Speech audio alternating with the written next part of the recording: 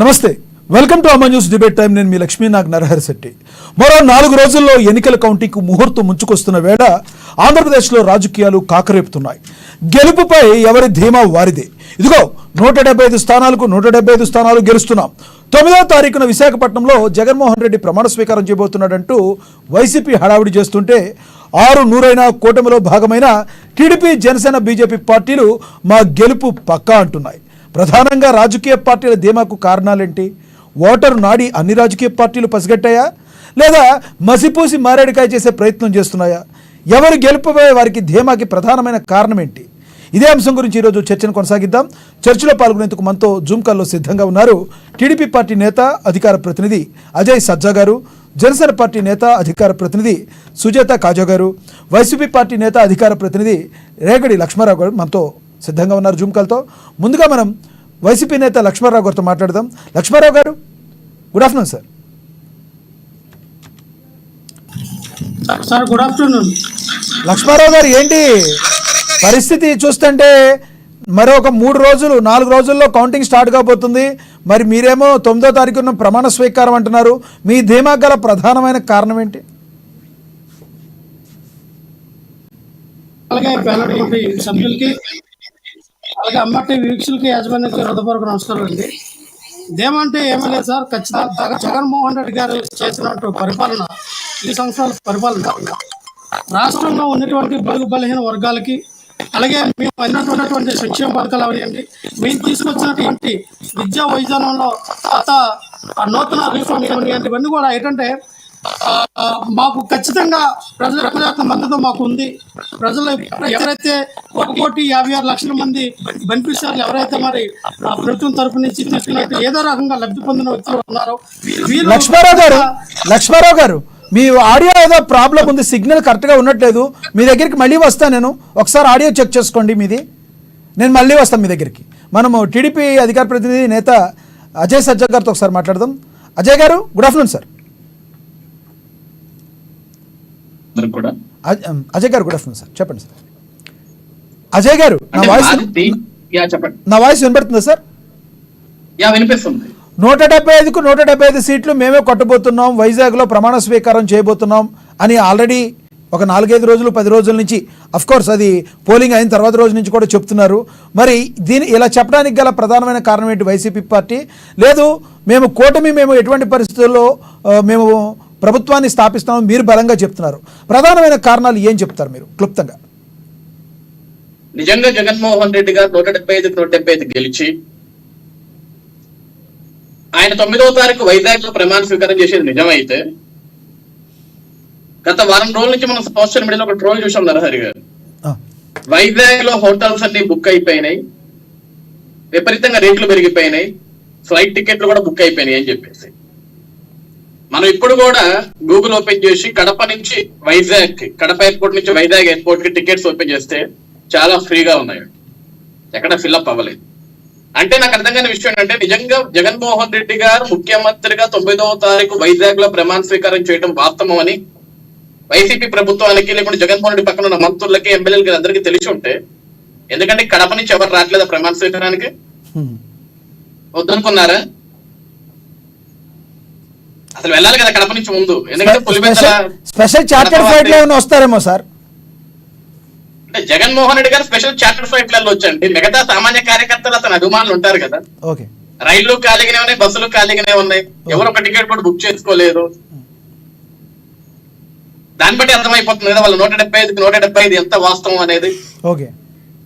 ఈ రోజు 1.5 హరి గారు, లక్ష్మీ నాగ్ సార్ నా పేరు, లక్ష్మీ నాగ్ నా పేరు, సారీ లక్ష్మి గారు, లక్ష్మీ నాగ్ గారు, నాకు ఒక నమ్మకం సార్, చెప్పండి ప్లీజ్. మాది ధీమా కాదు, మాది నమ్మకం. ఎందుకు నమ్మకం అంటే, జగన్మోహన్ రెడ్డి గడిచిన 5 సంవత్సరాల తన పరిపాలన ఏ విధంగా ఆంధ్రప్రదేశ్ రాష్ట్రాన్ని భ్రష్టు పట్టించాడో ఆ విషయం అందరికీ తెలుసు. ఈ రోజు ప్రభుత్వ ఉద్యోగుల దగ్గర నుంచి చదువుకున్న యువత వరకు, శ్రమించే కార్మికుడి దగ్గర నుంచి సేద్యం చేసే రైతుల వరకు, ప్రతి ఒక్కళ్ళు కూడా చివరికి జన్మనిచ్చిన కన్నా తల్లితోటి సహా జగన్మోహన్ రెడ్డి పరిపాలనలో ఇబ్బంది పడింది, కన్నీరు పెట్టింది, బాధపడింది. ఆ విషయం రాష్ట్ర వ్యాప్తంగా మొత్తానికి తెలుసు కాబట్టి ప్రజలందరూ కూడా ఈ రోజు వ్యతిరేకంతో ఉన్నారు. జగన్ అనే ఒక వ్యక్తిని మళ్ళీ రాష్ట్రంలో తీసుకొస్తే ఇంక ఈ రాష్ట్రం కూడా ఉండదని ఒక నమ్మకంతో ఈ రోజు కూటమిని గెలిపించేదానికి, ఎన్డీఏ ప్రభుత్వాన్ని గెలిపించేదానికి ప్రజలందరూ సిద్ధంగా ఉన్నారు. మొన్న ఆల్రెడీ ఓట్లు వేశారు. వాళ్ళు ఓట్లు వేసినప్పుడు బయటకు వచ్చిన తర్వాత ఒక్కొక్క ప్రజానికంతో మేము మాట్లాడుతూ వాళ్ళు చాలా సంతోషంగా చెప్పుకుంటూ వచ్చారు. ఎవరో ధైర్యపడాల్సిన అవసరం లేదు. ఆంధ్రప్రదేశ్ రాష్ట్రానికి మళ్ళీ పూర్వ వైభవం రానుంది. జగన్మోహన్ రెడ్డి ఒక వ్యక్తి ఓడిపోబోతున్నాడు అని. ఇప్పుడు ఎక్కడో దాకా ఎందుకు నాకు గారు సజ్జల రామకృష్ణారెడ్డి మీద ఒక కేసు పడింది, క్రిమినల్ కేసు కట్టారు తాడేపల్లి పోలీసులు. దేనికి? ఏజెంట్లని రెచ్చగొడుతున్నాడు అతను. మీకు నచ్చినట్టు మీరు చేయండి. ఏమని? మీకు నచ్చినట్టు మీరు చేయండి, మీరు ఈసీ గురించి ఏమి పెద్దగా ఫాలో అవ్వాల్సిన అవసరం లేదని మనం మాట్లాడినట్టున్నారు. అదే ఇప్పుడు అతను ఏం చెప్తున్నాడు?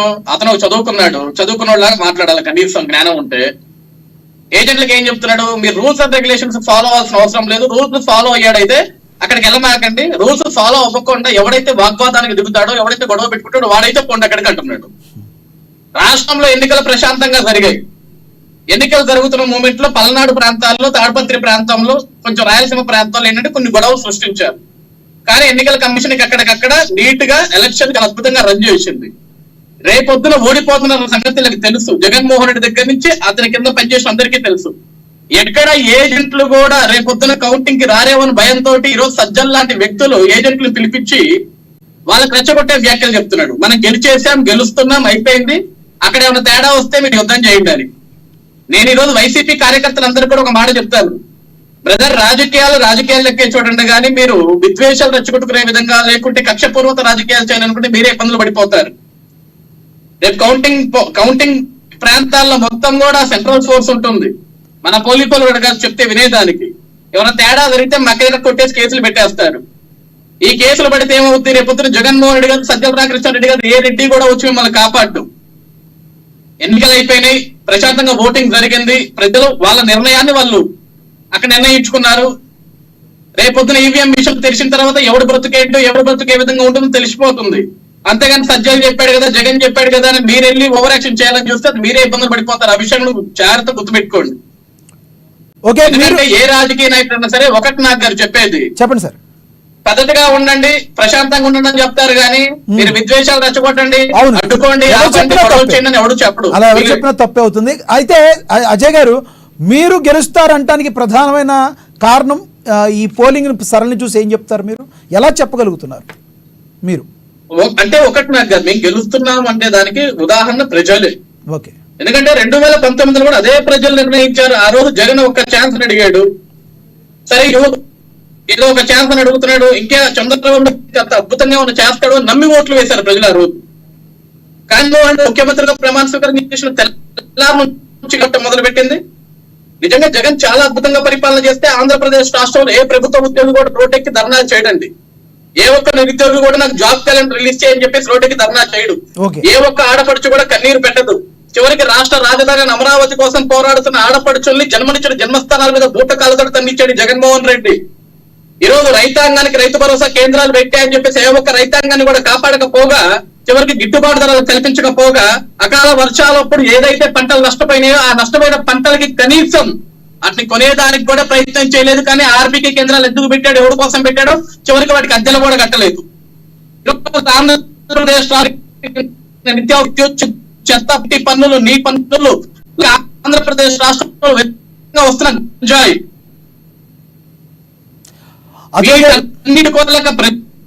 అజయ్ గారు మీ వాయిస్ కట్ అవుతుంది కొంచెం. ఓడిద్దామని ఫిక్స్ అయ్యి ప్రజలందరూ ఏకతాటితో ఓట్లు వేశారు. ఓకే, ఈ రోజు ఒకటే విషయం నాకు గారు, సార్, ఇతర రాష్ట్రాల్లో ఉన్న ఆంధ్రప్రదేశ్ రాష్ట్ర ప్రజానికం ఈ రోజు ఎంతో సంకల్పంతో ఆ ఓటు హక్కుని వినియోగించుకొని ఆ రాష్ట్ర మైత్రుల గడ్డైన ఆంధ్రప్రదేశ్ రాష్ట్రాన్ని కాపాడుకోవాలని జాతర మాదిరి తరలివచ్చి ఇక్కడ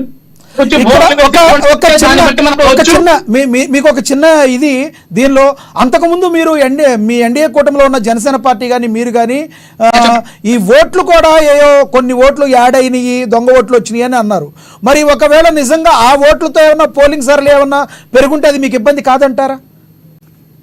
అంటే ఈసారి ఓటింగ్ సరళి పెరిగింది అంటే దొంగ ఓట్లతో కాదండి. దొంగ ఓట్లు అన్నింటినీ కూడా ఎలక్షన్ కమిషన్ కి ఎప్పటికప్పుడు అప్డేట్ చేశాము. డబల్ ఓట్లు, డబల్ ఎంట్రీలు, డెత్ ఓట్స్ ఇవన్నీ కూడా ఎక్కడికక్కడ తీసేసాం.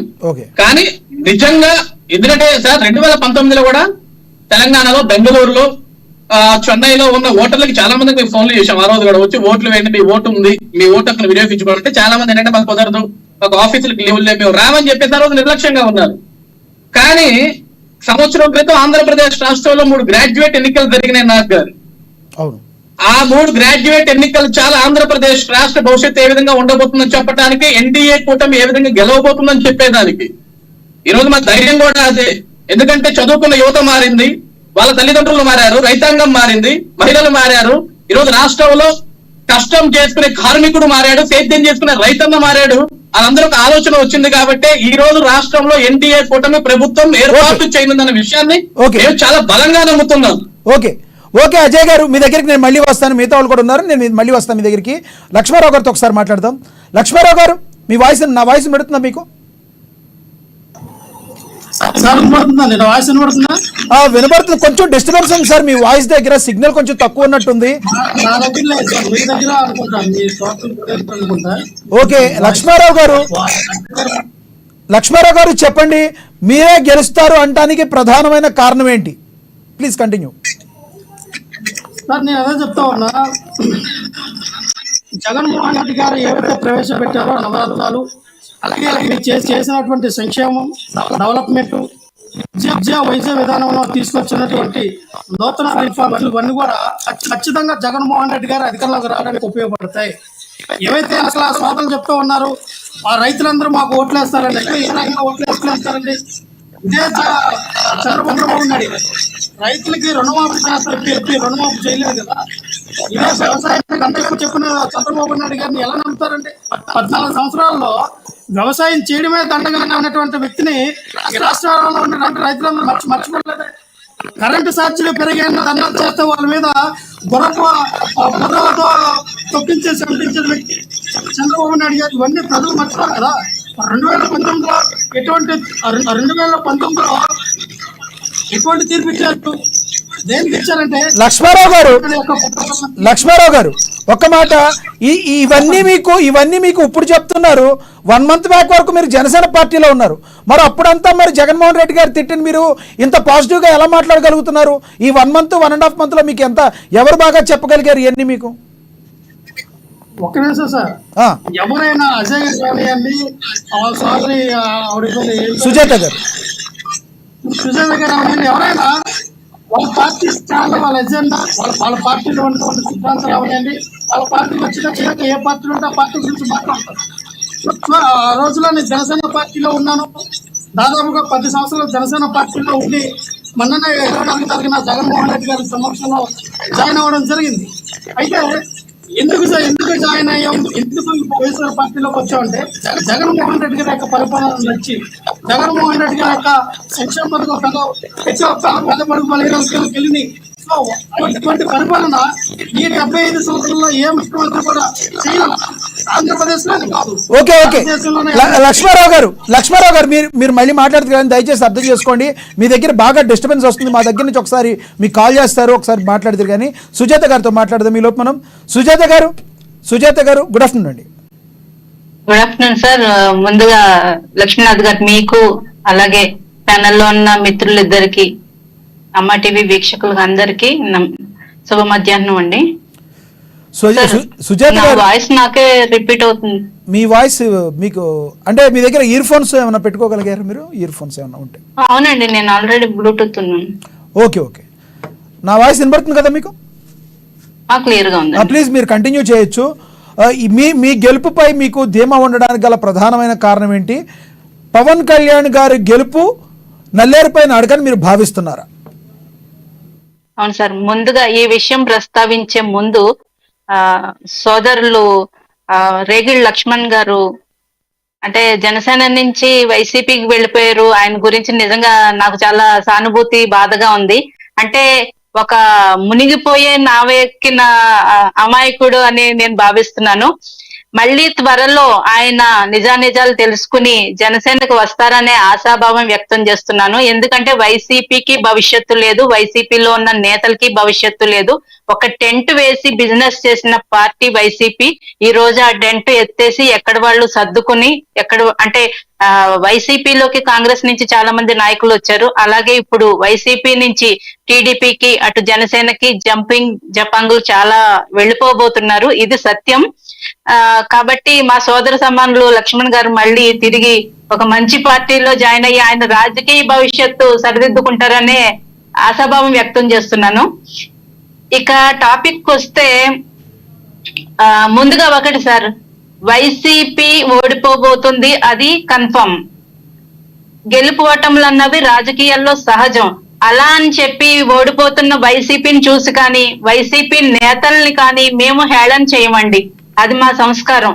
అంటే ఇన్ని రోజులు వారు చేసింది 2 చోట్ల ఓడిపోయారని పవన్ కళ్యాణ్ గారిని వైసీపీలో ఉన్న చోటా మోటా పేటీఎం కార్యకర్త నుంచి ముఖ్యమంత్రి గారి వరకు చాలా హేళన చేశారు. మాత్రం సుజాత గారు గతంలో చేయడం కాదు, పిఠాపురంలో మళ్ళీ ఓడిపోబోతున్నారని ఇంకా హేళన కంటిన్యూ చేస్తున్నారు. మీరేమో పగటకళ్ళు కన్నీయండి సార్, ఈ 2 రోజులు పగటకళ్ళు కన్నీయండి వాళ్ళని. ఎందుకంటే వైసీపీ ఓడిపోబోతుందని టీడీపీ జనసేన నాయకులు అలాగే మీడియాలు సర్వే సంస్థలు చెప్పడం కాదు సార్, వారి చర్యల ద్వారానే వారు చెప్తున్నారు వైసీపీ ఓటమి పాలవబోతుంది. ఎందుకంటారా అంటే గెలిచే వాళ్ళు ఎవరు అంటే మన బ్యాలెట్ ఓట్స్ ఉంటాయి కదండి, మన పోస్టల్ బ్యాలెట్ ఓట్స్, వాటిని గెలిచే పార్టీ ఏది కూడా ఇన్వాలిడ్ చేయాలని చూడదు. అంటే పోస్టల్ బ్యాలెట్ ఓట్స్ చాలా మటుకు విపక్షాలకే పడ్డాయి, టీడీపీ జనసేన బీజేపీ కూటమికే పడ్డాయి అనే ఉద్దేశంతో పేపర్ బ్యాలెట్ ఓట్స్ ని వాళ్ళు ఇన్వాలిడ్ చేయడానికి అనేక ప్రయత్నాలు చేస్తున్నారు. అంటే మన ఉద్యోగులకి ఎన్నికలు జరిగినప్పుడు కూడా 13A 13B ఫార్మ్స్ ఇవ్వడానికి చాలా ఇబ్బందులు పెట్టారు వాళ్ళని.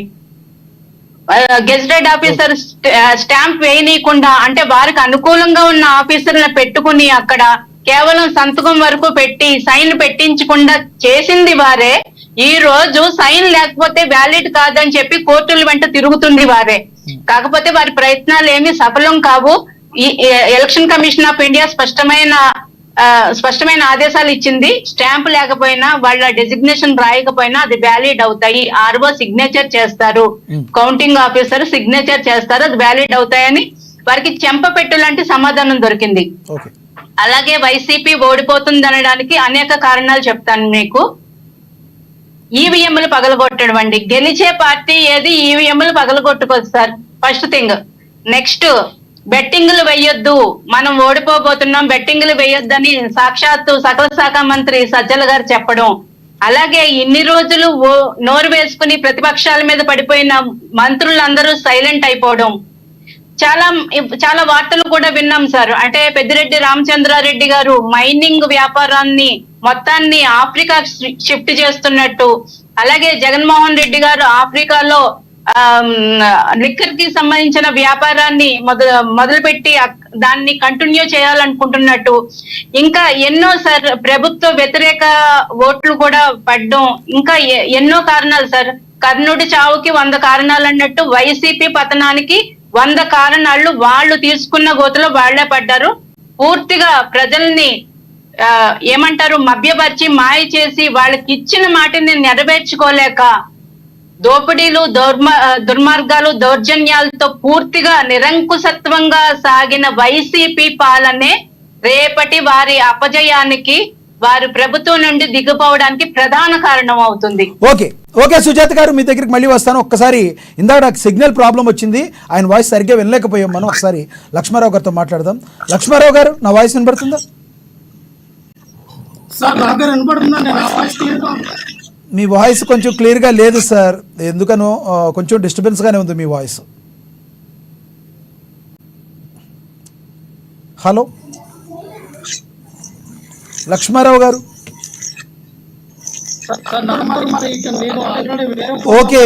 ఓకే మళ్ళీ మాట్లాడతాను మీతో.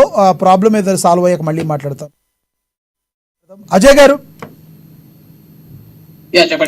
అజయ్ గారు, 2019 ఎన్నికలకి 2024కి కంప్లీట్ డిఫరెన్స్ ఏమనుకుంటున్నారు మీరు అసలు ఆంధ్రప్రదేశ్లో?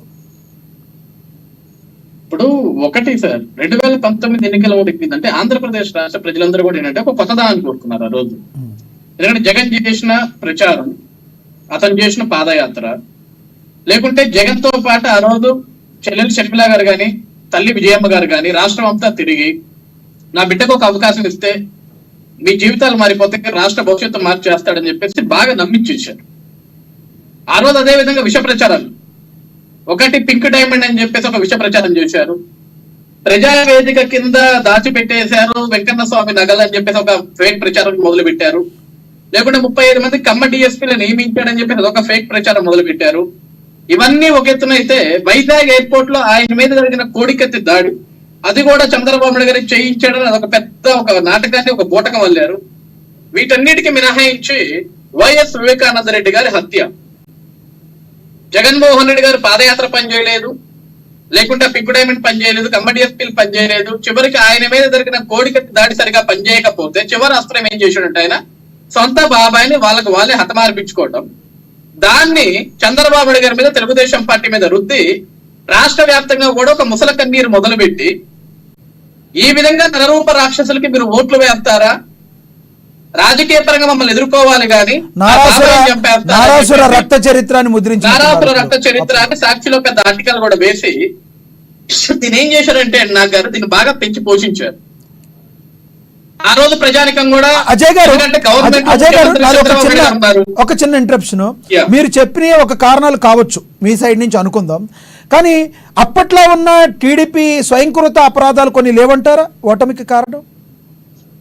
తప్పకుండా ఉంటాయండి. నేనేమి మొత్తం కంప్లీట్ గా సేమ్ జగన్ చేసిన వల్లే మేము ఓడిపోయాం కూడా అంటే ఇంకొకటి, అప్పట్లో ఉన్న మీ చంద్రబాబు నాయుడు మీద ఎక్కువ వ్యతిరేకత ఉన్నా లేకపోయినా ఆ రోజుల్లో కొంతమంది ఎమ్మెల్యేల మీద దారుణమైన వ్యతిరేకత ఆ రోజున ప్రజలు కనబరిచారు. అవునంటారా కాదంటారా?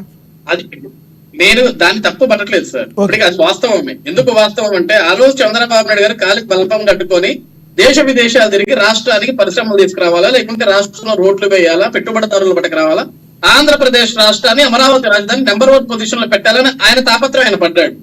కానీ ఏంటంటే కొన్ని నియోజకవర్గాల్లో గ్రౌండ్ స్థాయిలో కొంతమంది నాయకులు గాని కొంతమంది ఎమ్మెల్యేలు గాని సరిగా చేసుకోలేకపోయారు. అజయ్ గారు ఇక్కడ ఇంకొకటి కూడా వస్తుంది కదా, అజయ్ గారు ఇంకొక క్వశ్చన్ కూడా వస్తుంది. చంద్రబాబు నాయుడు గారు చాలా సీనియర్, ఆయన ఎప్పటి నుంచో దగ్గర 40 ఏళ్ల అనుభవం అయింది. ఇంత అనుభవం గల ఆయన చట్టబద్ధత, అమరావతి క్యాపిటల్ సిటీకి చట్టబద్ధత ఎందుకు కల్పించలేకపోయారు? ఆ రోజున గాన చట్టబద్ధత కల్పించుంటే ఈ రోజున మనకి అమరావతి రాజధానిగా ఉండేది కదా. అంటే ఒకవేళ అది అమరావతి కంప్లీట్ కాకపోతే మళ్ళీ మనల్నే గెలిపిస్తారన్న ఒక ఉద్దేశంతో ఏమన్నా చట్టబద్ధత చేయలేదా? ప్రజల్లో కొన్ని క్వశ్చన్లు ఉన్నాయి, ఇది అవునంటారా కాదంటారా? ఇప్పుడు చట్టబద్ధత అంటున్నారు సార్, నిజంగా అదే చట్టబద్ధత సరిగా లేకపోతే ఈ పార్టీకి జగన్మోహన్ రెడ్డి అనుకున్న విధంగా గెలిచిన మొదటి 2వ రోజు లేకుంటే మొదటి సంవత్సరం తర్వాత అమరావతిని తీసేసి విశాఖలో రాజధాని ఎమ్మెల్సీ ద్వారా మీరు గట్టిగా అడ్డుకున్నారు కాబట్టి సరిపోయింది సార్. ఎమ్మెల్సీల ద్వారా ఎమ్మెల్సీలు పోయిన తర్వాత మాత్రం ఏం చేయగలిగాడండి?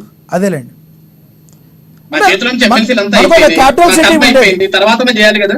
అదే ఇప్పుడు చట్టబద్ధత ఉంది కాబట్టి, చట్టానికి కొన్ని రూల్స్ ఉన్నాయి కాబట్టి, కొన్ని క్లాస్ ఉన్నాయి కాబట్టి ఆ లా ప్రకారమే ఈ రోజు హైకోర్టు కానీ సుప్రీంకోర్టు కానీ ఇష్టానుసారంగా రాజధాని మార్చితే ఒప్పుకోవని చెప్పేసే కదా. ఈయన చివరికి కోర్టు ముట్టిగా వేసినా సరే కోర్టు ఏం చెప్తే నాకంటే విశాఖకి వెళ్ళిపోతా, దసరాకి వెళ్ళిపోతా, దీపావళికి వెళ్ళిపోతా, ఉగాదికి వెళ్ళిపోతా అన్నాడు. ఎన్ని దసరాలు అయిపోయినాయి, ఎన్ని ఉగాదులు అయిపోయినాయి, ఎన్ని దీపావళి అయిపోయింది, వెళ్ళాడా? చివరికి ఎన్నికలకు 2 నెలల ముందు కూడా నేను వైజాగ్ కి షిఫ్ట్ చేసుకుంటున్నాను, తట్టాబుట్టా చదువుకుంటున్నాను అన్నాడు. చదివాడా? చంద్రబాబు నాయుడు ఒక పిల్లర్ వేసాడు అంటే అదొక స్ట్రాంగ్ గా నిలబడిపోద్ది తప్ప ఎక్కాడు అక్కడి నుంచి. ఆ విధంగా స్ట్రాంగ్ గా పెట్టిందే అమరావతి. ఈరోజు జగన్ గారు ఇంకొకటి వచ్చినా సరే అమరావతి నుంచే ఉంటుంది తప్ప పెట్టుకుంటా, యుగండాలో పెట్టుకుంటా, యూరోప్ లో పెట్టుకుంటా, ఆఫ్ఘనిస్తాన్ లో పెట్టుకుంటా, పాకిస్తాన్ లో ఇక్కడ దానికి అంత చట్టబద్ధత ఉంది కాబట్టి, దానికి అంత స్ట్రాంగ్నెస్ ఉంది కాబట్టి, చంద్రబాబు గారు వేసిన ఫౌండేషన్ కి అంత స్ట్రాంగ్ ఉంది కాబట్టి, నిజంగా దానికి చట్టబద్ధత అనేది లేకపోతే ఆ రోజు ప్రధాని నరేంద్ర మోడీ గారు దాకా వచ్చి శంకుస్థాపన చేసి పోడండి. అంత ఈజీగా ఇది జరగదు. జీవో ఏమీ రిలీజ్ చేయలేకపోయారు కదా సార్ చట్టసభల్లో, అప్పటికి చేయలేదు. జగన్మోహన్ రెడ్డి కూడా 3 రాజధానుల కోసం అనేకమైన జీవోలు పట్టుకొచ్చాడు సార్. ఏమైంది? ఏ అసెంబ్లీలో అయితే 3 రాజధానులను తీసుకొచ్చి బోస్టన్ కమిటీ రిపోర్ట్ ని ఏదైతే పట్టుకొచ్చాడు బీసీజీ కమిటీ రిపోర్ట్ ని, చివరికి ఆ బోస్టన్ కమిటీ గ్రౌండ్ రిపోర్ట్ ని ఆయనే వెనక్కి తీసుకొని ఏ అసెంబ్లీలో అయితే 3 రాజధానుల అంశాన్ని ప్రవేశపెట్టాడు అదే అసెంబ్లీ సాక్షిగా మళ్ళీ చెప్పాడు, నేను మళ్ళీ ఒక కొత్త జీవోతో వస్తాను, ఈ చట్టాన్ని సవరించుకోవాలి, దీంట్లో కొన్ని ఏదైతే మేము లిఖించామో అవి కొన్ని తప్పు తడకలు ఉన్నాయి, కాబట్టి వీటిని మేము మార్చుకొని వచ్చిన తర్వాత ఈ 3 రాజధానుల గురించి మాట్లాడతామని చెప్పాడు జగన్. కానీ చంద్రబాబు నాయుడు గారు అమరావతి రాజధానిని పెట్టిన తర్వాత మేము రాసిన చట్టంలో, మేము తీసుకొచ్చిన జీవోలో ఫలానా లోపాలు ఉన్నాయి, ఫలానా ఆంక్షలు ఉన్నాయని చెప్పి ఎక్కడా చెప్పలా. ఆయన స్ట్రాంగ్ గా చెప్పింది అమరావతి రాజధానిగా ఉంటుంది, దీన్ని ఎవడు ఇటుక కూడా పీకలేడని చెప్పాడు. జగన్మోహన్ రెడ్డి ప్రమాణ స్వీకారం చేసిన నెలకే చెప్పాడు ఆ మాట. అదే స్ట్రాంగ్ గా ఉంది. జగన్ ఏం చేయ అమరావతిలో నిర్మాణాలు ఆపాడు అంతే, తన పవర్ ఉపయోగించి. ఏ ముఖ్యమంత్రి అయినా సరే అధికారంలోకి వస్తే ఉన్న అభివృద్ధిని ముందుకు తీసుకుంటూ వెళ్తాడు, ఆగిపోయిన నిర్మాణాలు జరిపించుకుంటూ తీసుకెళ్తాడు. కానీ జగన్ అలాగా చేసింది. ఇప్పుడు ఈ నిర్మాణం నేను మొదలుపెట్టినా అమరావతి రాజధాని నొప్పుకున్నట్లే, పోలవరం నేను మొదలుపెట్టినా దాని క్రెడిబిలిటీ చంద్రబాబు నాయుడుకి ఇవ్వాల్సి వస్తుంది. రాష్ట్రంలో గుంటల పడ్డ రోడ్లు ఎక్కడైతే చంద్రబాబు నాయుడు గారు రోడ్లు వేసి ఆగిపోయినాయో అక్కడి నుంచి నేను మొదలు పెడితే ఆ క్రెడిబిలిటీ కూడా ఎక్కడ చంద్రబాబు నాయుడు గారు పోతుందేమో అని చెప్పేసి ఆంధ్రప్రదేశ్ రాష్ట్ర ప్రజాధికాన్ని ఇంకా భ్రష్టు పట్టించేదానికి ఆయన డే 1 ప్రజావేదికను కూల్చిన దగ్గర నుంచి మొదలు పెడితే ఆంధ్రప్రదేశ్ రాష్ట్రం మొత్తాన్ని కూలదోసేదానికి సిద్ధపడి 5 ఏళ్ళు ఆయన పరిపాలన చేశాడు. 151 మంది ఎమ్మెల్యేలు గెలిపించుకున్న జగన్, 22 మంది ఎంపీలు గెలిపించుకున్న జగన్, 30 ఏళ్ళు నేనే సీఎం గా ఉంటున్న జగన్, మొదటి సంవత్సరంలో వెంట్రుకు ఎవడు పేకలేడన్నాడు, 2వ సంవత్సరం నాతోటి ఎవడు పెట్టుకోలేడన్నాడు, 3వ సంవత్సరం మీరు ఎంతమంది వచ్చినా నాకేమీ కాదన్నాడు, చివరి సంవత్సరం వచ్చేసరికి మీకు దండం పెడతానని మిమ్మల్ని నమ్ముకున్నా, ఇంకొక అవకాశం నాకు ఇవ్వండి అని అడుక్కునే స్థాయికి దిగజారాడు అంటే అర్థం చేసుకోవాలా జగన్ ఎంత అద్భుతంగా పరిపాలించాడు అని చెప్పేసి. ఓకే, ఇందాక వైసీపీ ఆయన చెప్తున్నాడు లక్ష్మారెడ్డి గారు సంథింగ్ లక్ష్మారావు గారు చెప్తున్నారు, లక్ష్మారావు గారు చెప్తున్నారు సంక్షేమ పథకాలు ఇచ్చాడు, అభివృద్ధి చేశాడు అని. సంక్షేమ పథకాలు ఆయన జోబులోకి వెళ్ళి ఇవ్వాల. సంక్షేమ పథకాలు ప్రజలు కట్టే ట్యాక్సుల్లోనికి, ప్రజలు కట్టే పన్నుల్లోనికి, లేకుంటే ఆయన దేశంలో నుంచి అప్పులు చేసి తీసుకొచ్చి అప్పులు చేసిన డబ్బులతోటి పప్పు కూడా పెట్టాడు తప్ప ఆయన ఏమి డబ్బును సృష్టించాలి ఆంధ్రప్రదేశ్ రాష్ట్రంలో జగన్మోహన్ రెడ్డి అనే వ్యక్తి. ఇక వీళ్ళు అభివృద్ధి అన్నారు. నేను ఈ రోజు కూడా అడుగుతున్నా, నాకు 5 ఏళ్లలో నేను ఒక తెలుగుదేశం పార్టీ కార్యకర్తనో లేకుంటే సుజాత గారు ఒక జనసేన పార్టీ నాయకురాలనో కాదు, మేము ఆంధ్రప్రదేశ్ రాష్ట్ర పౌరులుగా అడుగుతున్నాం, ఈ 5 ఏళ్లలో జగన్ రెడ్డి చేసిన అభివృద్ధి ఏంటి, దాని అడ్రస్ ఎక్కడుంది, దాని ఆధారాలు ఎక్కడ ఉన్నాయి? ఓకే, దానికి సమాధానం చెప్తారా? కన్స్ట్రక్షన్. ఓకే ఓకే అజయ్ గారు కంటిన్యూ. నేను అదే చెప్తున్నానండి, నేను అదే చెప్తున్నాను. ఇప్పుడు ఒక చిన్న కన్స్ట్రక్షన్, ఒక చిన్న పిల్లర్, ఒక చిన్న ఇటుక ఎక్కడన్నా వేస్తే మేము ఒప్పుకుంటాం దానికి. జగన్మోహన్ రెడ్డి పలానా భవనం కట్టబోతున్నాడు, పలానా నిర్మాణం చేయబోతున్నాడు, లేకుంటే పలానా పోలవరం 71% చంద్రబాబు నాయుడు చేసిన తర్వాత దాన్ని 89% చేయగలిగాడు, కేంద్రం సపోర్ట్ చేయలేదేమో అని వీటన్నిటికీ మాట్లాడొచ్చు. సార్, ఆంధ్రప్రదేశ్ రాష్ట్రంలో 90% టిట్కోయిలు నిర్మాణం చేస్తే పేద ప్రజానికం కోసం జగన్ వచ్చిన తర్వాత టిట్కోయిలను ఆపేశారు నిర్మాణం. కేవలం 10% ఆఫ్ రిమైనింగ్ వర్క్స్ చేస్తే ప్రజలందరూ హ్యాపీగా ఇళ్లలోకి వెళ్ళిపోయేటోళ్ళు. కానీ ఇవ్వలేదు, అడ్డుకున్నాడు. కానీ చివరికి జగనన్న కాలనీలు అని చెప్పేసి రంగులేసి, ఏ టిట్కో ఇల్లు అయితే మేము నిర్మించామో ఆ టిట్కో ఇళ్ళకి రంగులేసి మేము మళ్ళీ అధికారంలోకి వచ్చిన తర్వాత వీటిని ప్రజలకు ఇస్తామన్నారు. ఈ 5 ఏళ్ళు ఏం గట్టి బీకారు మరి? కేవలం రంగులు వేయడానికి 5 సంవత్సరాలు పట్టింది మేము కట్టిన ఇళ్ళకి రంగులు వేయడానికి. ఈరోజు జగనన్న కాలనీలు పెరిగితే కాలనీలు ఇచ్చామన్నారు. ఏ కాలనీలో వీళ్ళు శంకుస్థాపనలు చేశారు, ఏ కాలనీలో వీళ్ళు రిబ్బన్లు కట్ చేశారు, ఏ కాలనీలో వీళ్ళు పాలు పొంగిచ్చారు, ఏ కాలనీలో ప్రజలను అందులో పంపించారు? జగన్మోహన్ రెడ్డి మాత్రం 100 ఎకరాల్లో తాడేపల్లి బంగారాలు కట్టుకొని 100 రూములు కట్టుకొని ఉంటాడు. పేద ప్రజానికి మాత్రం శ్మశానాల పక్కన, వాగుల పక్కన, వంకల పక్కన, కొండల పక్కన, లోయల పక్కన ఉండాలా? ఓకే, ఆంధ్రప్రదేశ్ రాష్ట్రంలో స్థలాలు లేవా ఇంకేమటానికి? ఓకే ఓకే ఇవన్నీ చూసి ఈ బాధపడే ప్రజానికం వ్యతిరేకంగా జగన్ మాకు వద్దని చెప్పి డెసిషన్ తీసుకొని ఈరోజు ఆంధ్రప్రదేశ్ రాష్ట్రంలో చంద్రబాబు నాయుడు గారు, పవన్ కళ్యాణ్ గారు ఏకమయ్యారు. రాష్ట్రం బాగుంటుంది ఒక నిర్ణయం తీసుకొని మొన్న ఎన్డీఏ కూటమికి ఓట్లు వేశారు. రేపు 4వ తారీఖు మనం ఆ రిజల్ట్ చూడబోతున్నాం. ఘన విజయం ఎన్డీఏ కూటమి సాధించబోతుంది ఆంధ్రప్రదేశ్ రాష్ట్రంలో. ఓకే ఓకే అజయ్ గారు, మళ్ళీ వస్తాను మీ దగ్గరికి. మనం సుజాత గారితో ఒకసారి మాట్లాడదాం.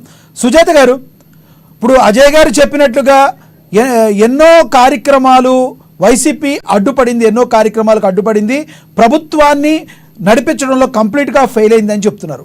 అదే విషయాన్ని మీ అధినేత పవన్ కళ్యాణ్ గారు కూడా ఎన్నోసార్లు చెప్పారు. మరి ఇప్పటికీ కూడా వైసీపీ పార్టీ మేము విద్యా వ్యవస్థను బాగా డెవలప్ చేశాము, ఎన్నో స్కూళ్ళను డెవలప్ చేశాము, ఈ స్కూళ్ళు డెవలప్ చేసాము, ఇంత విద్యను అందించాం, మీరు మాత్రం ఇంగ్లీష్ మీడియంలో పిల్లల్ని ఎక్కడ పెడితే అక్కడ చదివించుకోవచ్చు విదేశాల్లో, మరి మా దగ్గర మాత్రం చిన్నపిల్లల్ని చదివించుకోవాలంటే గవర్నమెంట్ స్కూల్ ఇంగ్లీష్ మీడియం ఉండకూడదా అంటూ ప్రశ్నిస్తున్నారు. మరి ఈ రోజున నిజంగా విద్యా వ్యవస్థని వైసీపీ పార్టీ పెంచి పోషించిందంటారా? అంటేనండి, జగన్మోహన్ రెడ్డి గారు ఏ రోజైతే పరిపాలన పగ్గాలు చేపట్టారో, అంటే ప్రమాణ స్వీకారం రోజు అతి పెద్ద అంటే ప్రకృతి విపత్తులాగా గాలివాన వచ్చి ఆయన ప్రమాణ స్వీకారానికి వేసిన టెంట్లు కూడా ఎగిరిపోయినాయి, జెండాలు కూడా ఎగిరిపోయినాయి. అంటే జగన్మోహన్ రెడ్డి అనే వ్యక్తి ప్రమాదం, ఆంధ్రప్రదేశ్ రాష్ట్రానికే కాదు అతను దేశానికే ప్రమాదం. అటువంటి వ్యక్తి, ఎందుకంటే దేశానికే ప్రమాదం అంటున్నాను, జగన్మోహన్ రెడ్డి గారి పరిపాలన వచ్చిన తర్వాత ఆంధ్రులకి ఆంధ్రప్రదేశ్ అంటే దేశాన్ని మొత్తానికి అన్నపూర్ణ అనే పేరుండేది. అలాంటిది ఈ రోజు గంజాయి ఆంధ్రప్రదేశ్ గా, డ్రగ్స్ ఆంధ్రప్రదేశ్ గా, అలాగే అప్పుల ఆంధ్రప్రదేశ్ గా దేశం మొత్తంలో ఆంధ్రప్రదేశ్ పరువును తీసేసిందే కాకుండా వీరు చేస్తున్న గంజాయి మాఫియా, డ్రగ్స్ మాఫియా వల్ల, అంటే మొన్న మనం ఈ మధ్య వచ్చిన 25,000 కిలోల డ్రగ్స్ పట్టుబడ్డాయి విశాఖ తీరంలో అని మనం విన్నాం. దేశం మొత్తంలో ఉన్న సగం యువతకి ఆ డ్రగ్స్ సరిపోయే అంత సరుకును దిగుమతి చేసుకున్నారు. అంటే ఇతను సమాజానికి ప్రమాదకరం, ఇతను సమాజంలో ప్రజల మధ్య ఉండవలసిన వ్యక్తి కాదు, జైలు గోడల మధ్య ఉండవలసిన వ్యక్తి, ఒక క్రిమినల్, ఒక ఆర్థిక నేరస్తుడిని ప్రజలు పొరపాటున ఏమరపాటున ఒక తప్పు చేసి ఒక్క ఛాన్స్ అంటే నమ్మి నెత్తిన పెట్టుకున్నందుకు ప్రజలకి 5 ఏళ్లు నరక యాతన చూపించాడండి. ఎన్ని ప్రభుత్వాలు వచ్చినా పాలసీలు మారుతాయి, కొన్ని స్కీములు మారుతాయి, అంతేకాని జగన్మోహన్ రెడ్డి గారు అనుకో వచ్చిన తర్వాత మన ఇళ్ళు, మన భూములు మనకి ఉంటాయా లేదా, రేపటికల్లా ఎవరు కబ్జా చేస్తారు? సుజాత గారు, ఒక ప్రతిపక్ష పార్టీలో ఉన్న మీరు ఈ రకంగా మరి మాట్లాడటం, గ్రౌండ్ రియాలిటీ అదే ఉన్నదని మీరు ఫీల్ అవటం నిజంగా అదే అయినప్పటికీ కూడా మీరు మాట్లాడటంలో తప్పులేదు. నిజంగా జనాల్లో ఇంత వ్యతిరేకత ఉందంటారా? సార్, అది ఓట్ రూపంలో ఎన్డీఏకి, I mean Bharatiya Janata Party, Janasena, టీడీపీకి సరిగ్గా షిఫ్ట్ అయిందని మీరు భావిస్తున్నారా?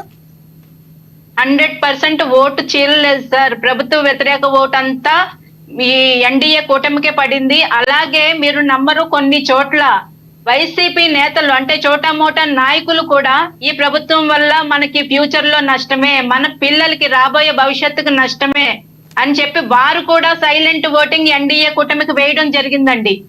ఓటింగ్ పర్సంటేజ్ పెరిగింది, దాన్ని గమనించుకుంటేనే మనకు అర్థమవుతుంది. ప్రజలందరూ కసితో ఓటేశారు, ఎక్కడెక్కడి నుంచో పక్క రాష్ట్రాల్లో ఉన్న వాళ్ళు ఓటేశారు. నాకు తెలిసిన ఒక కుటుంబంలోని వ్యక్తి నేను చెప్తాను.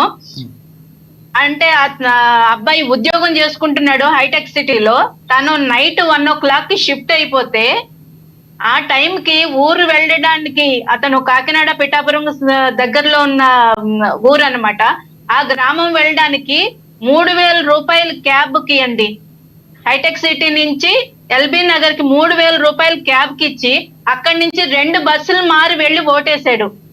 ఇలాంటి ఎన్నో ఉదంతాలు అటు కర్ణాటక కానీ, తమిళనాడు నుంచి కానీ, విదేశాల నుంచి కూడా వచ్చి జగన్మోహన్ రెడ్డి అనే వ్యక్తిని పదవీచ్యుతుడిని చేయాలి, వైసీపీ మెజారిటీ పర్సెంట్ కూటమికే వేశారని మీరు అంటారు, అంతేనా? 100% సార్, 100% కూటమి వేసిన ఓట్లే. వీళ్ళందరూ ఇంతకు ముందు మన మిత్రులు చెప్పినట్టు రావడానికి కూడా బద్దకించారు కొంతమంది, కానీ ఈసారి మన రాష్ట్రాన్ని కాపాడుకోవాలి, అక్కడ ఉన్న మన తల్లిదండ్రులు, మన బంధువులు, మిత్రులు అందరూ బాధపడుతున్నారు ఈ వైసీపీ వల్ల, ఖచ్చితంగా మన వంతు, మన బాధ్యత వీళ్ళని తరిమి కొట్టడం అని ప్రతి ఒక్కళ్ళు వాళ్ళ బాధ్యతగా భావించి వైసీపీ మీద కోపంతో వచ్చి ఓటేశారండి. ఓకే, ఉద్యోగులు కూడా అలాగే. మనం ఒక్క నిమిషం ఉద్యోగులు కూడా లాస్ట్ టైం మనకి 2,90,000 ఓట్లు మన పేపర్ ఏమంటారు మన ఉద్యోగస్తులు ఓట్లు వేస్తే ఈసారి 5,40,000 వరకు పోలైనాయి. అంటే వాళ్ళు కూడా అండి ఉద్యోగస్తులు మీరు నమ్మరు 100-150 కిలోమీటర్లు ప్రయాణించి మరీ ఓటేశారండి. వారికి కూడా వైసీపీ చాలా ఇబ్బందులు పెట్టింది. ఏంటంటే వాళ్ళు పనిచేసే చోట ఓటు వేయాలని మొదట అన్నారు, లేదా తర్వాత ఏమన్నారు, వారు స్వస్థలాలకు వెళ్లి ఓటు వేయాలన్నారు. అక్కడికి వెళ్తే మళ్ళీ మీరు ఎక్కడ వర్క్ చేస్తున్నారో అక్కడికి వెళ్లి ఓటేయండి. అటు ఇటు తిప్పినా కూడా వాళ్ళు లైన్ లో నుంచుని నెక్స్ట్ డే వాళ్ళు ఎలక్షన్ డ్యూటీలకు హాజరు అవ్వాల్సి ఉండగా కూడా లైన్ లో నుంచుని వాళ్ళు పట్టుబట్టి ఆ ఫామ్స్ తీసుకుని గెజిటెడ్ ఆఫీసర్ స్టాంప్ లేకపోయినా అట్లీస్ట్ సిగ్నేచర్ తీసుకుని వాళ్ళు ఓటు వేశారండి. అంటే ఈ ప్రభుత్వం యొక్క అరాచకాలు ఎలా ఉన్నాయన్నది ఓటింగ్ సరళిలోనే మనకు తెలిసిపోయింది. ముసలా ముతగా కూడా ఎక్కడి నుంచో వచ్చి బాధలు పడి ఇబ్బందులు పడి మరీ ఓటు వేశారండి. ఓకే సుజాత గారు, ఇది ఇలా ఉంచితే కూడా ఈసారి డ్రాస్టిక్ గా పెరిగిందండి. ఓకే, ఇది ఇలా ఉంచితే ఏంటండి, పిఠాపురం ఎమ్మెల్యే గారి తాలూకా అనేది ఒక ట్రెండింగ్ లోకి తీసుకొచ్చారు. మరి దీనికి గల కారణం ఏంటి? ముందు వైసీపీ వాళ్ళు స్టార్ట్ చేశారా, మీరు స్టార్ట్ చేశారా, ఏంటది?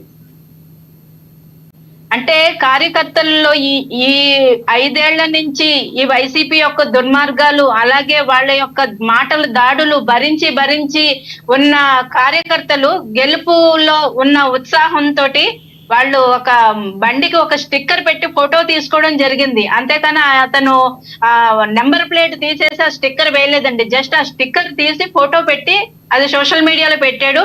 అది వైరల్ గా మారింది. వైసీపీ వాళ్ళు కూడా ట్రెండ్ ఫాలో అవుతున్నారండి. బాబాయ్ చంపిన వాడి తాలూకా అని పెట్టుకుని వాళ్ళు కూడా ట్రెండ్ ఫాలో అవుతున్నారు. అది వేరే విషయం అనుకోండి. ఇందాక మీరు ప్యానెల్లో వచ్చిన వైసీపీ నేతని మీ పార్టీలోకి ఆహ్వానించారు. ఒకవైపు ఏమో వంగ గీత గారిని మీ అధినేత పార్టీలోకి ఆహ్వానించారు. ఎందుకు ఇలా వైసీపీ నేతలను మీ దానిలోకి ఆహ్వానిస్తున్నారు? అందరినీ ఆహ్వానిస్తారా, కొందరిని ఆహ్వానిస్తారా? వెళ్ళిపోయిన పోతిన మహేష్ గారిని కూడా ఆహ్వానిస్తారా? అంటే సార్, మేము నమ్మే సిద్ధాంతం ఒకటే, సత్యమేవ జయతే. ఎవరైనా సత్యానికి తల వంచవలసిందే, నీతికి నిజాయితీకి తల వంచవలసిందే. కొంచెం లేటుగా తెలుసుకుంటారేమో తప్ప నీతిగా నిజాయితీగా ఉన్న నాయకుడు వెంట నడవాల్సిందే ఎప్పటికన్నా. నేను మారిపోయాను, నేను చేసింది తప్పేని పోతిన మహేష్ గారు వస్తే తీసుకుంటారా మీ పార్టీలోకి మళ్ళీ? సార్, పోతిన మహేష్ గారి సంగతి లేదంటే రేగిడి లక్ష్మణరావు గారి సంగతి అని నేను చెప్పట్లేదు. జనరల్ గా నిజంగా ప్రజలకు సేవ చేయాలి అని నిజంగా వారి మనసుల్లో మార్పు కలిగి తిరిగి వస్తే ఎవరన్నా మంచిదే కదండి ప్రజాసేవ చేయడానికి. ఎవరైతే ఏంటి, మాకు వ్యక్తుల మీద ద్వేషం ఎప్పుడూ లేదండి. వ్యవస్థాగతమైన వాళ్ళు చేసిన తప్పులు మీద, అలాగే వాళ్ళు అనుసరించిన విధానాల మీద మేము వ్యతిరేకం, కానీ వ్యక్తుల మీద మేము ఎప్పుడు వ్యతిరేకం కాదండి. ఎప్పుడు ఉండవు. ఓకే సుజాత గారు, మళ్ళీ వస్తాం మీ దగ్గరికి. అజయ్ గారితో ఒకసారి మాట్లాడదాం. అజయ్ గారు, ఇదంతా వదిలేద్దాం. గతంలో ఇప్పుడు ఏమైంది, మీరు అనుకున్న మాట నిజం అనుకుందాం. ఒకవేళ నిజంగా ఎన్డీఏ కూటమి ప్రభుత్వాన్ని ఏర్పాటు చేస్తే ఫస్ట్ మీరు చేసే ప్రభుత్వం నుంచి మీరు చేసే పని ఏంటి? రేపొద్దున ఏ రకంగా ఆంధ్రప్రదేశ్ భవిష్యత్తుని గాడిలో పెట్టబోతున్నారు? సార్, ఒకటి ప్రభుత్వం ఏర్పాటు చేస్తే కదా, ఆ ఏర్పాటు చేస్తాం క్వశ్చన్ మార్క్, ఎటువంటి డౌట్ కూడా కానీ. రెండు ఏంటంటే, ప్రజలకు మేము ఏం చేయబోతున్నాం అనేది ఉమ్మడిగా పవన్ కళ్యాణ్ గారు, చంద్రబాబు నాయుడు గారు చాలా అద్భుతంగా ఉమ్మడి మేనిఫెస్టో రిలీజ్ చేశారు. తర్వాత మళ్ళీ ఇండియా కూటమి బీజేపీ కూడా వచ్చిన తర్వాత మళ్ళీ పెద్దలతో కూడా కూర్చున్న తర్వాత ఒక నిర్ణయానికి వచ్చాం. మా ముందున్న ధ్యేయాలు ఏంటంటే, ఎక్కడైతే నిర్మాణాలు ఆగిపోయాయో ఆ నిర్మాణాలను మొదలు పెట్టడం, మళ్ళీ రాష్ట్రంలో ఉన్న నిరుద్యోగులకు ఉద్యోగ అవకాశాలు కల్పించటం, ఏ పరిశ్రమలు అయితే ఆంధ్రప్రదేశ్ రాష్ట్రానికి రాకుండా పారిపోయాయో ఆ పరిశ్రమలు మళ్ళీ వెనక్కి తీసుకురావడం, వాళ్ళకు ఒక ధైర్యాన్ని కల్పించడం, వాళ్ళకు ఒక భరోసా ఇవ్వడం, ఆంధ్రప్రదేశ్ రాష్ట్రం నుంచి మీకు ఎటువంటి ఇబ్బంది ఉండదు, మీరు పరిశ్రమలు పెట్టండి అని చెప్పేసి. ఏ పోలవరం నిర్మాణం అయితే 71% దగ్గర ఆగిపోయిందో మళ్ళీ ఆ పోలవరాన్ని అతి త్వరగా పూర్తి చేస్తాం, ఆంధ్రప్రదేశ్ రాష్ట్రాన్ని సస్యశ్యామలంగా తీర్చిదిద్దుతాం. ఇందాక మీరు ఒక మాట అన్నారు నాగ్ గారు, చెప్పండి సార్. జగన్మోహన్ రెడ్డి పాలనలో స్కూల్స్ అన్ని బాగున్నాయి, నాడు నేడు ప్రకారం చాలా అద్భుతంగా ఉన్నాయి. అది నేను అనలేదు సార్, అది మార్పు కాదు. నేను అనలేదు, వైసీపీ పార్టీ వాళ్ళు అలా అంటున్నారు అన్నా నేను. అదే ఇప్పుడు బేసికల్ గా ఏంటంటే, ఇప్పుడు మీరు ఒక స్టూడియో కట్టారండి. ఒక స్టూడియోని రన్ చేయాలి అంటే దాంట్లో యాంకర్ కావాలి, వీడియోగ్రాఫర్ కావాలి, దానికి ఒక పెద్ద ఎక్విప్మెంట్ కావాలి, అంతా ఉండాలి. ఇప్పుడు వీళ్ళు ఏంటన్నారంటే, నాడు నేడు అని చెప్పేసి స్కూల్ కి రంగులు వేసారు, బెంచీలు వేసారు, తలుపులు పెట్టారు, చెక్కలు పెట్టామన్నారు. పాఠాలు చెప్పే పంతులేడు సార్. రంగులు చెప్పో పాఠాలు, బల్లాలు చెప్పో పాఠాలు, కుర్చీలు చెప్పో పాఠాలు, చదువుకున్న పంతులు చెప్పాల పాఠాలు. డిఎస్సి నోటిఫికేషన్ కూడా త్వరగా విడుదల చేయలేదు. అవును అవును లేదు డిఎస్సి 5 ఏళ్ళకి అసలు డిఎస్సి లేదు కదా సార్. లేదు లేదు లేదు అవును. వీళ్ళు ఏమంటారు, మేము అన్ని అభివృద్ధి చేశాం. అసలు నీకు అంతా చేస్తే చదువు చెప్పే అధ్యాపకుడు ఎక్కడ? అధ్యాపకులని క్లాస్ రూమ్ లోకి పిల్లకాయలు పంపించి వాడికి నాడు ప్రకారం బ్యాగ్ ఇచ్చా, షూ ఇచ్చా, రంగులు వేసినంటే వాడు ఏం చదువుతాడు? ట్యాబులు కూడా ఇచ్చామన్నారు. ఏం చేశారు సార్ ఆ ట్యాబులు తీసుకొని? పిల్లలు చదువుకున్నారు. ఈవెన్ ట్యాబ్ తీసుకున్నా సరే కనీసం దాన్ని ఎక్స్ప్లెయిన్ చేసుకోవడం కావాలి కదా. బైజూస్ వాళ్ళతో 5 మేము లక్షల మంది విద్యార్థులు డ్రాప్ అవుట్ అయ్యారు సార్. 5 లక్షల మంది విద్యార్థులు డ్రాప్ అవుట్ అయ్యారు. అలాగే ఎయిడెడ్ స్కూల్స్ ని విలీనం చేస్తారు. ఉన్న స్కూల్స్ ని కూడా తీసేస్తారు. కొన్ని స్కూల్స్ ని విలీనం చేసిన మాట వాస్తవం. అవును. ఇప్పుడు సమస్య, మేజర్ సమస్య అదే. ఇక్కడ నాకు ఇక్కడ విషయం ఏంటంటే జగన్మోహన్ రెడ్డికి పరిపాలన ఎలా చేయాలో తెలియదు. పనికిమాల సలహాదారులు 40 మందిని పెట్టుకున్నాడు. వాళ్ళకి డబ్బులు, ప్రజాధనాన్ని డబ్బులు జీతాలు ఇవ్వడం తప్ప ఉపయోగం లేదు. పరిపాలన చేయడం తెలియని వాళ్ళకి ప్రజలు ఎలా ఇచ్చారంటారు సార్ అవకాశం? మరి ఆయనకి అవకాశం ఇచ్చారు కదా. అతను పనికి వస్తాడో పనికిరాడో ఒక అవకాశం ఇస్తేనే కదా. అతను కూడా అవకాశం అడిగాడు, నేను పనికి సో అదే ఫస్ట్ ఛాన్స్, అదే లాస్ట్ ఛాన్స్ అంటారు మీరు. 2019లో ఇచ్చిందే ఫస్ట్, లాస్ట్ అంటారు. ఇదే లాస్ట్ జగన్మోహన్ రెడ్డికి. జగన్మోహన్ రెడ్డికి రాజకీయ జీవితం లేదు. వైసీపీ పార్టీ కూడా రాజకీయం లేదు. ఇంకా ఆంధ్రప్రదేశ్ రాష్ట్రంలో ఉండే పార్టీలో Telugu Desam party, Janasena party, BJP party ఉంటే కాంగ్రెస్ పార్టీ ఉంటుందేమో తప్ప వైసీపీ కాంగ్రెస్ పార్టీ ఉండదు. పెట్టుకోండి. అంటే ఇది జోస్యం అనుకోవాలా? ఉండదండి. కాదు అజయ్ గారు, జోస్యం అనుకోవాలా? ఇప్పుడు మీరు గెలిచినా కూడా 120తోనో 130తోనో గెలవచ్చు. ఒకవేళ ప్రతిపక్ష హోదా అయితే ఉంటది కదా. ఒక వైసీపీ పార్టీ లేదని ఎలా అనుకోమంటారు? నెంబర్ 1. నెంబర్ 2 ఒక క్వశ్చన్ నేను మర్చిపోతాను మిమ్మల్ని అడగాలి. అదేంటంటే ఒకవేళ నిజంగా అంతకుముందు చంద్రబాబు నాయుడు గారు కొన్ని వర్క్ చేసిన తర్వాత ప్రజలు యాక్సెప్ట్ చేయకపోయిన తర్వాత జగన్మోహన్ రెడ్డి గారికి అవకాశం ఇచ్చారు. జగన్మోహన్ రెడ్డి గారు ఎక్కిన తర్వాత కొంతమంది టీడీపీ నేతలు లేదంటే ఇప్పుడున్న ప్రతిపక్ష నేతలు ఆరోపిస్తున్నట్టు కేవలం కూడా స్వార్థపూరితంగా కక్షపూరితంగా చేసుకుంటూ వచ్చారని చెప్పి అందువలన ఈ రోజున సరిగ్గా రాజారులే. మీరు గెలిస్తే రేపొద్దున కక్షపూరితంగా మీరేమన్నా చేస్తారా? వైసీపీ కార్యకర్తలు కానీ లేదంటే వైసీపీ నాయకులను కానీ మీరు ఇబ్బంది పెట్టే అవకాశం ఏమైనా ఉందా? అందులో మీ నారా లోకేష్ గారు రెడ్ బుక్ అని పెట్టుకు తిరుగుతున్నారు. ఒక పక్క వైసీపీ నాయకులు భయపడే వాళ్ళు కూడా ఉన్నారు. ఈ రెడ్ బుక్లో మా పేరు ఉందా లేదా అని. ముందు ప్రధానంగా రెడ్ బుక్లో ఎవరి పేర్లు ఉన్నాయి అంటారు చెప్పండి సార్. ఇప్పుడు నారా లోకేష్ గారు ఒక రెడ్ బుక్ రెడీ చేశారు అంటే అది జగన్మోహన్ రెడ్డి కోసమో లేకుంటే జగన్మోహన్ రెడ్డి కింద పనిచేసే సలహాదారుల కోసమో కాదండి. ఓకే, రాజ్యాంగం వాళ్ళకి హక్కు కల్పించింది. ఎవరైతే రాష్ట్రంలో ప్రభుత్వంలో పనిచేస్తూ ప్రభుత్వానికి రాజ్యాంగం ప్రకారం పనిచేయకుండా ఎవరైతే రాజ్యాంగాన్ని పక్కకు పెట్టి పనిచేశారో వాళ్ళ పేర్లు మాత్రమే లిఖించాం. రేపొద్దున మేము అధికారంలోకి వచ్చిన తర్వాత వాళ్ళకు కూడా జ్యుడిషియల్ ఎంక్వైరీస్ వేసి వాళ్ళ మీద మేము యాక్షన్ తీసుకోబోతున్నాం అని చెప్పాను తప్ప మేము దాడులు చేస్తాం, మర్డర్లు చేస్తాం, చట్టబద్ధంగా వెళ్తారంటారు మీరు? ఏదన్నా సరే చట్టబద్ధంగానే వెళ్తాం. మేమేమి క్రూరంగా వెళ్ళడానికి మా నాయకుడు చంద్రబాబు గారు ఒప్పుకోడు, చెప్పించి కొడతాడు మా అందరినీ. అవన్నీ నడవు సార్. మేము నిజంగా క్రూరత్వం ప్రదర్శించాలంటే 2014లో చంద్రబాబు గారు ముఖ్యమంత్రిగా ఉన్నప్పుడు ఆ రోజు జగన్మోహన్ రెడ్డి జైలు నుంచి బయటికి రాకుండా ఒకసారి జైలుకి పంపించుంటే, జైల్లోనే కూర్చొనిస్తే ఆ పార్టీ ఉండేదా? చంద్రబాబు నాయుడు అసలు జగన్ ఒక వ్యక్తి గురించి ఆలోచించలేదు ఆ రోజు. కేవలం రాష్ట్ర అభివృద్ధి, పరిశ్రమలు, పెట్టుబడులు వీటి గురించి ఆలోచించడం కూర్చున్నాడు ఆయన. ఆ రోజు అమరావతి, పోలవరం అమరావతి ఇదే చంద్రబాబు నాయుడు బ్రెయిన్ లో తిరిగింది. ఈ రోజు కూడా ఏంటంటే వైసీపీ పార్టీలో చాలా మంది భయపడేది ఏంటంటే రేపొద్దున టీడీపీ గెలిచినా, జనసేన, టీడీపీ, బీజేపీ గెలిస్తే రేపొద్దున మమ్మల్ని కొడతారేమో, మమ్మల్ని తిడతారేమో. మాకు అంత సమయం లేదండి. పరిపాలన మీద దృష్టి పెడతారు, ఆంధ్రప్రదేశ్ ప్రజలను ముందుకు తీసుకెళ్తారంటారు మీరు. పరిపాలన చేయాలా, అభివృద్ధి చేయాలా, పరిశ్రమలు తీసుకురావాలా, ప్రజలకి కావాల్సిన టైం టు టైం అందించాలా, మా ధ్యేయం అది. జగన్మోహన్ రెడ్డి అంటుకొని ఏ విధంగా శిక్షించాలి అంటే మేము చట్టబద్ధంగా ముందుకు వెళ్తాం. ప్రభుత్వాన్ని అడ్డం పెట్టుకున్న వాళ్ళు ఎన్ని దాడులు చేశారు, ఎన్ని అరాజకాలు చేశారు, ఎంత దోపిడీ చేశారు అనేది ప్రతిదీ వడ్డీతో సహా కక్కించి చట్టబద్ధంగానే వాళ్ళు శిక్షిస్తాం తప్ప వీళ్ళలాగా రోడ్డు మీద గొంతులు కొయ్యటాలు, ఇళ్ల మీద పడి రాళ్లతో దాడులు చేయటాలు, హత్యలు చేసి డోర్ డెలివరీ చేయటాలు ఇవన్నీ మాకు తెలియదండి. ఓకే, కంక్లూడ్ చేయండి అజయ్ గారు కంక్లూడ్ చేయండి. మీరు 2024లో ఎంతవరకు గెలవబోతున్నారు? దీనికి ప్రధానమైన కారణం ఆల్రెడీ మీరు చెప్పారు. ఏ రకంగా గెలిచిన తర్వాత అభివృద్ధిని ముందుకు తీసుకెళ్తున్నారు? సంక్షిప్తంగా చెప్పండి, కంక్లూడ్ చేయండి ప్లీజ్. మరి ఒకటే నాకు గారు మేము ఇదిగో 2014లో ఏ విధంగా ప్రజల ముందుకు నడిపించాము రాష్ట్ర ప్రజానికి మొత్తానికి తెలుసు. 2014లో ఆంధ్రప్రదేశ్ రాష్ట్రం విడిపోయిన తర్వాత 16,000 కోట్ల లోటు బడ్జెట్ లో ఉన్న ఆంధ్రప్రదేశ్ రాష్ట్రానికి రాజధాని ఏర్పాటు చేశాం. 2014లో ఒకవేళ మీరు ఏమన్నా అజయ్ గారు 2014లో ఏమన్నా మీరు పొరపాట్లు ఏమన్నా చేస్తుంటే ఆ పొరపాట్లని సవరించుకొని మరి ఈసారి మీరు ఆ పొరపాట్లు చేయకుండా ప్రజలకి ముందుకెళ్లే అవకాశం ఉందా మీరు? తప్పకుండా. ఎందుకంటే సార్ తప్పు జరిగినప్పుడు ఆ తప్పు ఎక్కడ జరిగింది, ఏ విధంగా జరిగిందని అవన్నీ సరి చేసుకుంటేనే కదా. అవి సరి చేసుకుంటూనే ముందుకెళ్తాం. 2024 నుంచి ఎన్డీఏ కూటమి ప్రభుత్వం ఏర్పాటు చేయనుంది. చంద్రబాబు నాయుడు గారు ముఖ్యమంత్రిగా ప్రమాణ స్వీకారం చేయనున్నారు. చంద్రబాబు నాయుడు గారు, పవన్ కళ్యాణ్ గారి నేపథ్యంలో ఆంధ్రప్రదేశ్ రాష్ట్రంలో అభివృద్ధి ఏ విధంగా పరుగులు పెడుతుంది, ప్రజలు ఏ విధంగా సంతోషంగా ఉంటారన్న విషయం రాష్ట్ర ప్రజానికంతో పాటు ప్రతి ఒక్క మీడియా సంస్థ కూడా చూస్తుంది. కొంతమందిలో కొన్ని ప్రశ్నలు కూడా ఉన్నాయి. మీరు అసలే కూటమిగా వచ్చారు, కూటమి మధ్య గొడవలు జరిగి ఆ తర్వాత మళ్ళీ మీరు ప్రభుత్వాన్ని కూలిపోయే అవకాశం ఉందని కూడా కొంతమంది అంటున్నారు. ఒకవేళ మీది వస్తే ఎక్కువ కాలం నిలబడతారు, నిజమేనంటారు అది? 2014లో మేము విడిపోయాము అంటే ఆ రోజు జగన్మోహన్ రెడ్డి ఎందుకో వాళ్ళు చేసిన విష ప్రచారాలు మా మధ్య పెట్టిన ఒక మంట. కానీ ప్రతిసారి అదే డయామాలో పడేదానికి ప్రజలు గానీ లేకుంటే మా ఇరు పార్టీలు కానీ సిద్ధంగా లేవు. ఈ రోజు పవన్ కళ్యాణ్ గారి కళ్ళ ముందు కానీ చంద్రబాబు గారి కళ్ళ ముందు కానీ ధ్యేయం ఒకటేనంటే ఆంధ్రప్రదేశ్ రాష్ట్రాన్ని కాపాడుకోవాలి. మరో 30-40 సంవత్సరాలు ఆంధ్రప్రదేశ్ రాష్ట్రం వెనక్కి వెళ్ళిపోకూడదు, అభివృద్ధి పరంగా ముందుకు వెళ్ళాలి.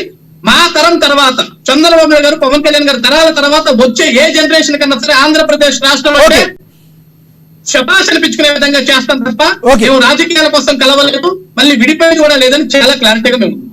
ఓకే సుజాత గారు కంక్లూడ్ చేయండి.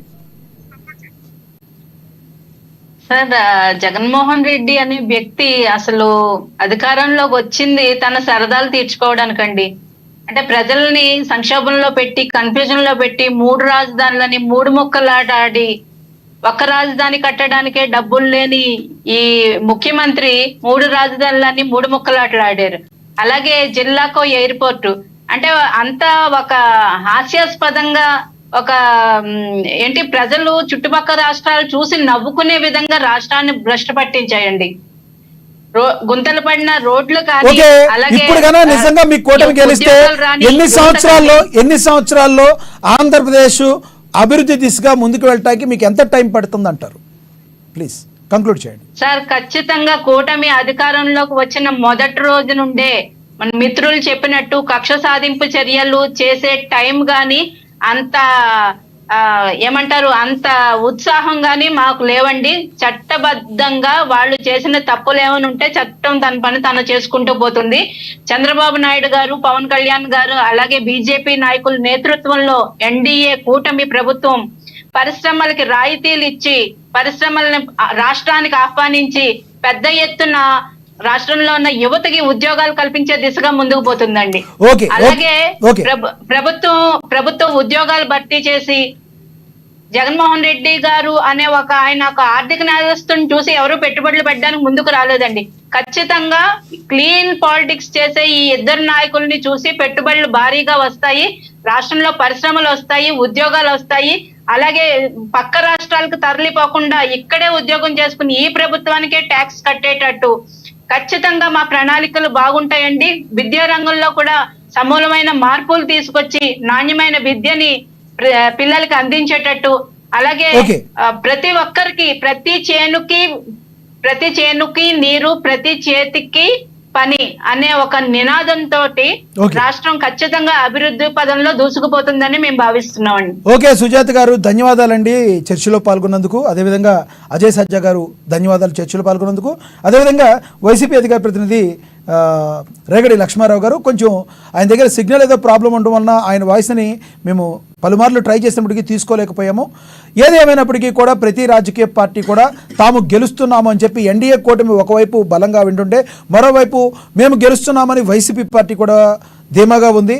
ఏదేమైనా జూన్ 4వ తారీఖున ఎవరు గెలుపు ఉంది అనేది ప్రజలు ఇచ్చిన తీర్పు అనేది బహిర్గతం కానుంది. మరి రానున్న రోజుల్లో వైసీపీ గన ప్రభుత్వాన్ని స్థాపిస్తే తాను ఎలా ప్రభుత్వాన్ని ఫామ్ చేస్తుందో, ప్రభుత్వాన్ని ప్రజల్ని ఏ విధంగా ముందుకు వాళ్ళకి ఒక క్లారిటీ ఉందంటున్నారు. అదేవిధంగా కూటమి కూడా మేము ఎటువంటి కక్ష సాధింపు చర్యలకి వెళ్ళము, కేవలం ఆంధ్రప్రదేశ్ యొక్క అభివృద్ధిని మాత్రమే మేము ధ్యేయంగా పెట్టుకుని